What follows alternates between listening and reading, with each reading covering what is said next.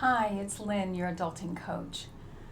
I've wanted to understand the impact of trauma on our autistic graduates. So I've been attending the Trauma Super Conference and listening to videos from experts like Dr. Stephen Porges. His presentation was about cultivating a sense of safety.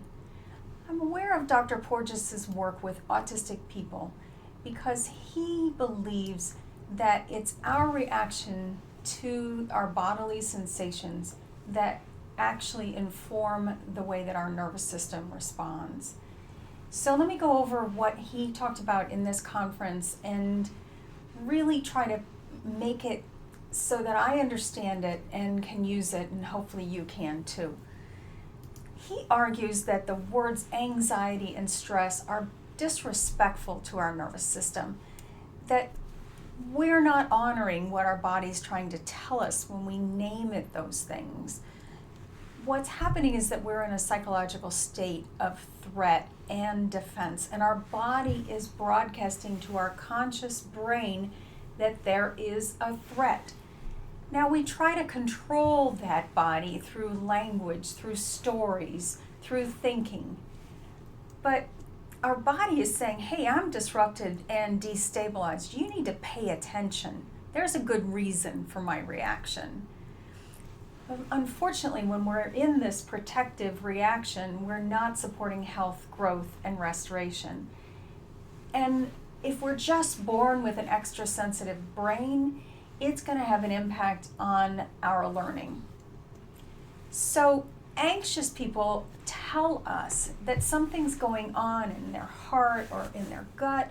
And I have had irritable bowel syndrome. I have had to take proton pump inhibitors because of GERD. So I totally get how my body was trying to tell me things that I just wanted to talk my way out of. We try to get rid of those uncomfortable vibrations through stories. Oh, if I can just, take care of this problem, or if I just ignore that, it'll go away. And often that just leads to dismissing and not dealing. And that approach, frankly, hasn't worked very well for me. And I've noticed that it doesn't work for my autistic graduates either. And that medication alone isn't the answer. We need understanding. What's going on? The bottom line is that our sensitive nervous systems reorganize to have a lower defense threshold when we are in regular states of threat. So we can imagine our kids at school and they're not like the others, so they get othered a lot, and that doesn't feel so good. So they begin to distance from their peers, and because they're just defending themselves. They don't want to feel that way. They don't want to be harmed in any way. And that adversity affects their mental and their physical health, because Dr. Porges argues that their physical and their mental health are part of the same system. It manifests in trouble attending, trouble engaging, problems with the gut, problems with autoimmune systems, and migraines and headaches. These happen as a result of the biological responses that are coming from that state of threat. Both pathogens, like things from the outside, like COVID and other threats, and psychological threats, like you're not part of the group, activate our nervous system. We detect the way that actual detection of that threat, called neuroception, is really outside of our thinking brain. It actually happens in a bodily way. We can't change it, we can't prevent it, we can't distance from it. It's gonna happen. So what we want to do is cure our nervous system in a way that is both safe and respects what our body knows. As long as we're moving, apparently, we can't shut down. So often when we're in one of those states of threat, it really does help us to move. That movement is what our body wants us to do, the fight, flight, freeze, fawn response. wants us to get out of the way. So if we start moving our bodies, then we can start our other systems, our thinking systems can come back online and we can problem solve. When we're moving to a place of safety, then we can access all of our skills, all of our knowledge, our past experience to figure out how to solve the problem. Here's the thing though, our culture really emphasizes acquisition. We just think we'll be happy if we have more resources, more money, and more prestige, and that those are going to make us feel better. But unfortunately, we can't get enough of something that doesn't really work to make us feel safe. Acquisition, frankly, is just really fight or flight driven motivation. It's if we just could get the job, if we could get the grades, if we could get the girlfriend, if we could get whatever it is, we think that it's going to help us, but it's still fight or flight driven motivation. So Porges argues that being safe in the arms of another mammal is one of our best ways to get out of that threat state and into that connection state, to get out of protection and into connection. So being safe in the arms of another mammal. And he specifically says mammal, not person, because he finds that sometimes people don't feel safe, especially our autistic graduates, in the arms of another person. It's easier for them to feel safe with a dog, a cat, or a horse, or some other kind of animal in their arms. We don't want to get rid of, it would be helpful if we could get rid of cues of threat, because, they're not any fun, but it's not realistic, nor is it sufficient.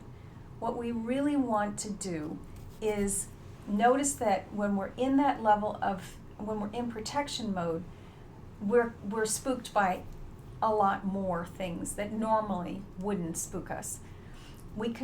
So here's the thing, when we're in that protection mode, we confuse neutral facial expressions and vocal tones with threats.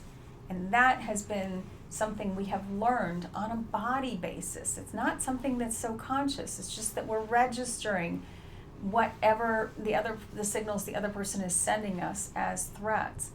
And we misunderstand intentions, and that is part of that social confusion that happens with an autistic brain.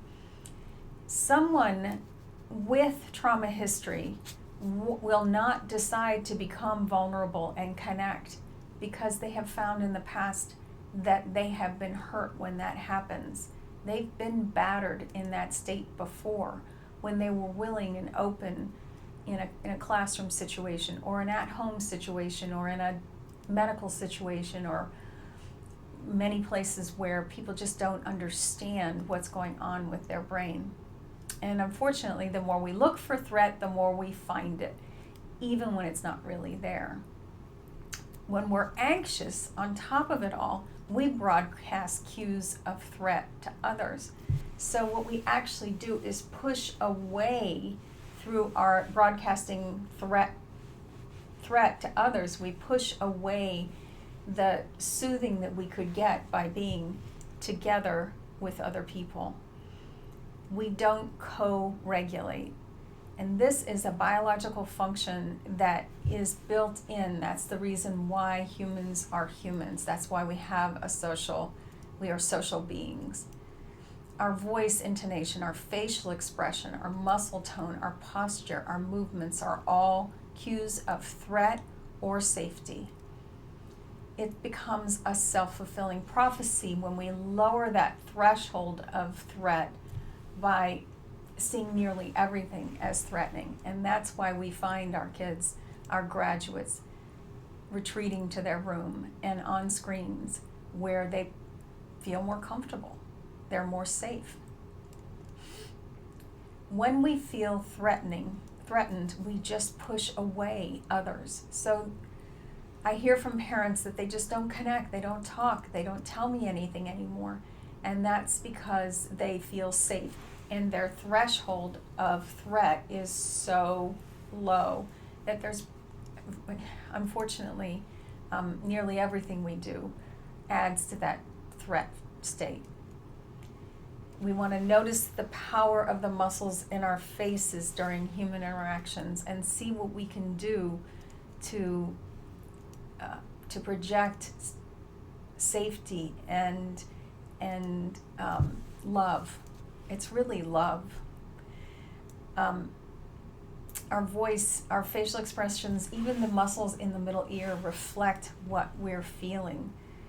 So when we want to figure out what's happening, it's all happening through our vagus nerve. It not only goes to our heart and our muscles, but also to our face and voice. And that's where the polyvagal theory that Dr. Porges proposed comes into play.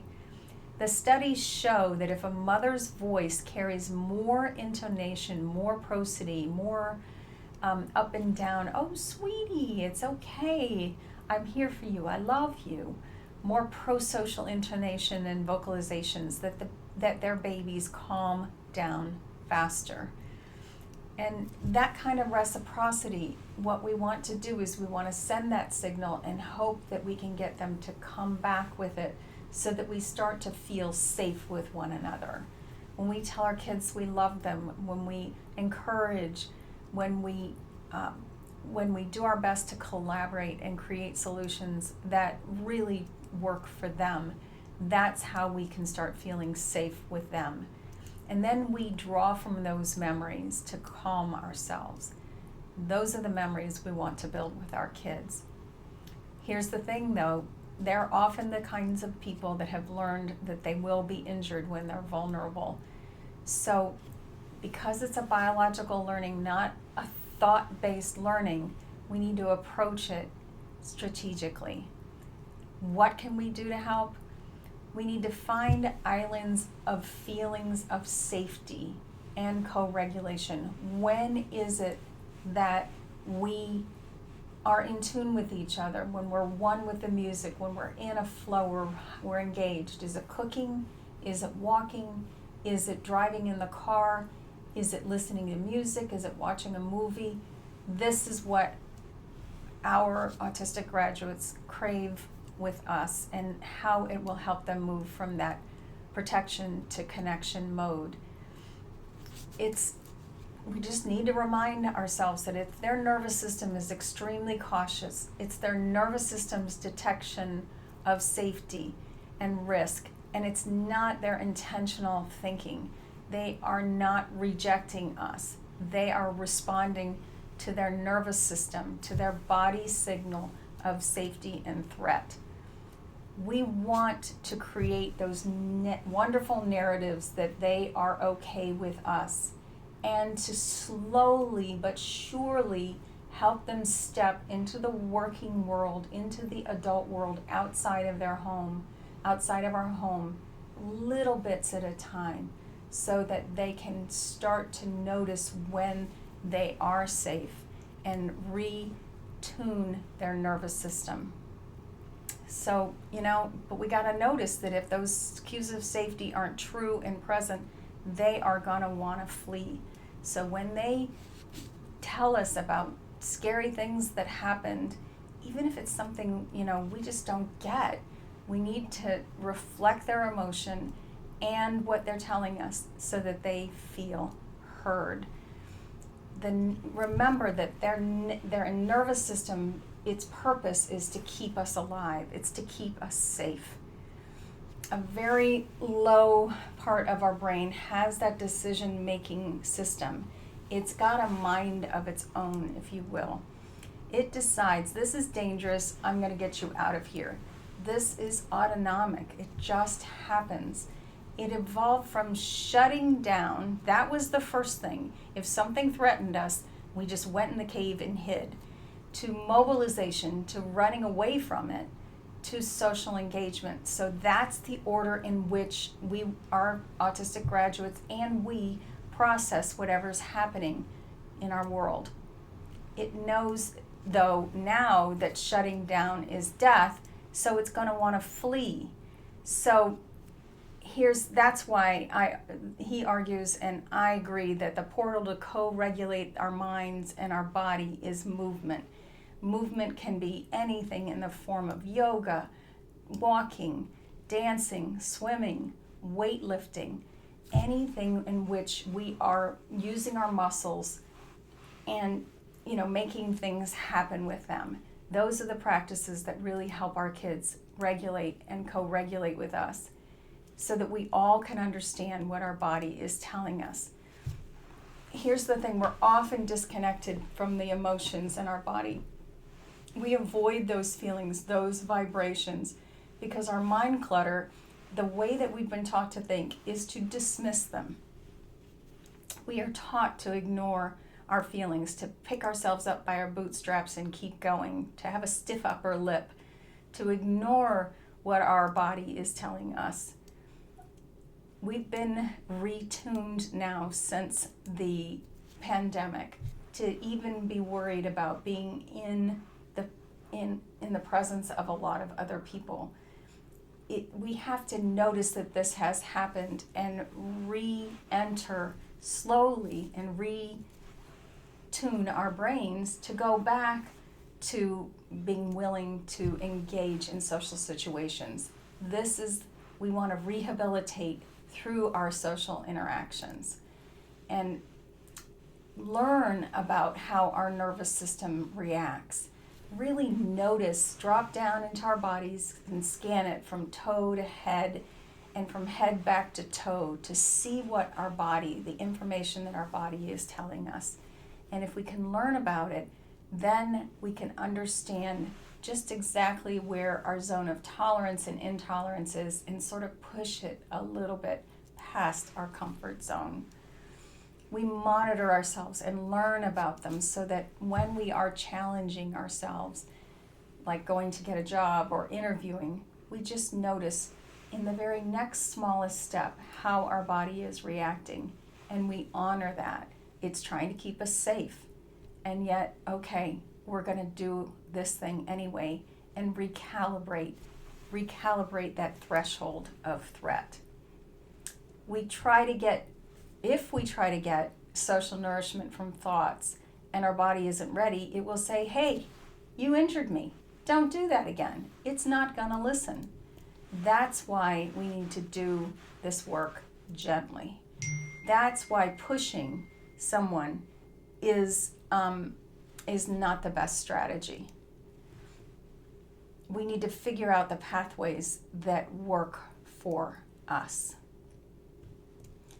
Let's not be so rational about decisions and beat ourselves up to fix ourselves up. Let's be more self-compassionate.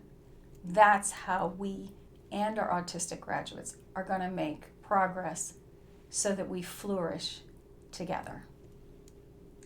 Our bodies are screaming to be heard. Let's listen and learn. Those tiny steps are so helpful so that our body feels reassured that the world is a safe place, and believe that flourishing in our adult life is possible. Bye for now.